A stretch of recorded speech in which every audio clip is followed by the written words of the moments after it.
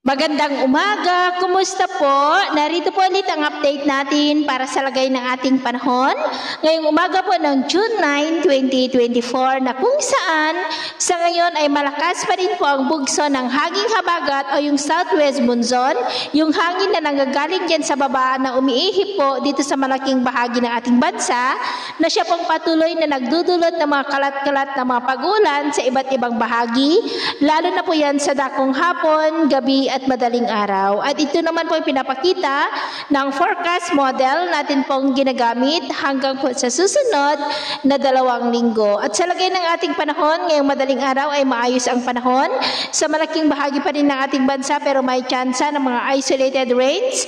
Sa ilang bahagi po ng Ilocos Region, Cordillera, Bataan, Calabarzon, Mindoro Provinces, Romblon, Antique, Iloilo, southern part ng Negros, Cadiz, Cebu, Bohol, Leyte, Eastern Samar, Dinagat Island at Zamboanga Peninsula.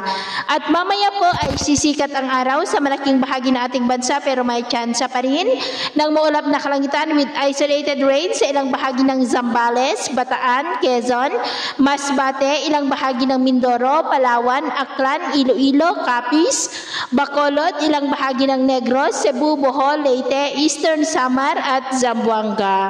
At mamayang hapon, mas maraming lugar na pumili dito sa ating bansa ang makakaranas ng maulap na kalangitan with isolated rains. Kaya kung lalabas tayo sa ating matahanan ay ugaliin po natin lagi ang magdala ng kahit anong panangga natin sa init ng araw at proteksyon na rin po sa mga biglaang buhos ng ulan.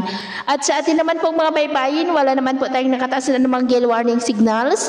Pero iba yung pag-iingat lamang po kung papalaot tayo para mas makaiwas sa mga sakunang pangkaragatan. So, yun po ng latest update natin sa araw na ito. At ako pumuli si James na nagsasabing sa kahit na pagsubok po na darating sa ating buhay, huwag po tayong mawawalan ng pag-asa. Thank you and God bless!